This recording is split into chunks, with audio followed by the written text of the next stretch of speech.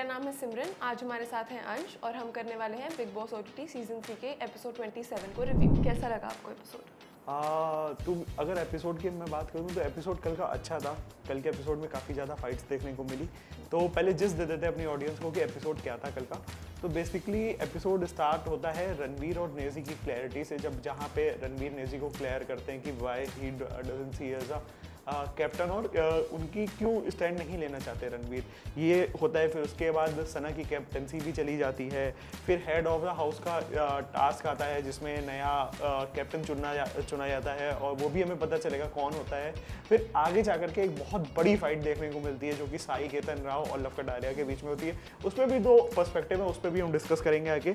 और नेजी और अरमान की भी फाइट होती है बीच टास्क में। तो ये सब रहा पूरे एपिसोड में, इन्हीं सब पे पूरी स्टोरी घूमती रही कल के एपिसोड में। बात करें ट्विस्ट एंड टर्न्स की तो ट्विस्ट एंड टर्न्स नहीं आए थे, बट हाँ एपिसोड इंटरेस्टिंग था। तो कैसा लगा सिमरन आपको एपिसोड? मेरे को बहुत इंटरेस्टिंग लगा और the episode is making me excited to watch कि आगे क्या होने वाला है, अरमान क्या करने वाला है, वो अपनी कैप्टनसी कैसे निभाएगा, क्योंकि इतनी फाइट हुई है उसकी कैप्टनसी को लेके। तो आई एम एक्साइटेड। तो बेसिकली बात अगर करी जाए कल के एपिसोड में फाइट हुई थी मेजरली।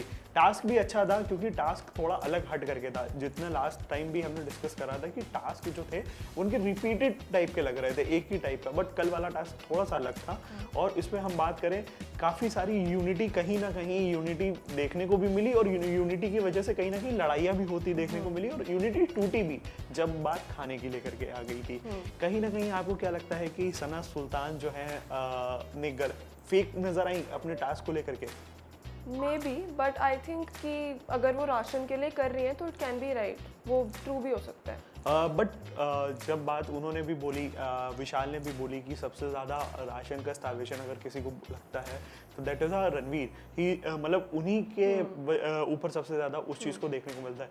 तो कहीं ना कहीं सना सुल्तान ने ही सबसे पहले आगे बढ़ करके अपना वो टेस्ट ट्यूब खाली कर देना, कहीं ना कहीं वो हो सकता था कि उनको भी तो आगे आना चाहिए था। मेरे को लगता है कि रणवीर को पता था कि सना सुल्तान खाली कर देगी, इसीलिए उसने नहीं करा। अच्छा, ये भी आपकी बात सही है। फिर आगे चल करके अगर हम बात करें तो फाइट की जहाँ पे साई केतन राव और लव कटारिया के बीच बहुत गंदी फाइट होती है, जिसमें कहीं ना कहीं लव कटारिया को साई केतन राव मारते मारते बच भी जाते हैं क्योंकि उनको अरमान पकड़ लेते हैं। फाइट में आपको क्या लगता है कि कौन गलत था कौन सही था? मुझे लगता है साई केतन ही गलत था क्योंकि पहले उसने अब्यूजिंग शुरू करी थी और ऐसे नहीं एक्सपेक्ट कर सकते वो कि पहले वो अब्यूज़ करे तो सामने वाला बंदा कुछ ना बोले।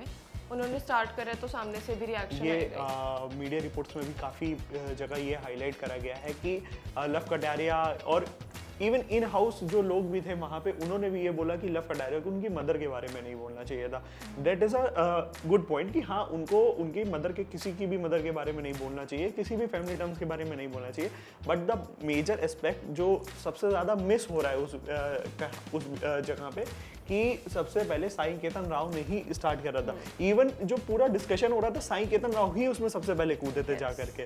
तो ये था। फिर अरमान और नेजी की भी फाइट होती है टास्क में, बहुत ज़्यादा तू मैं होती है, बट वो कहीं ना कहीं मुझे ऐसा लग रहा था नेजी अपने अपीयरेंस के लिए ही घुस रहे हैं कि नहीं बस मेरा टेस्ट ट्यूब ना खाली हो, मुझे कैप्टनसी बन जाए, बस वो इसलिए फाइट कर रहे हैं। अगर वो नेजी पहले ही आउट हो गए होते उस टास्क से तो मुझे नहीं लगता कि नेजी कुछ करते।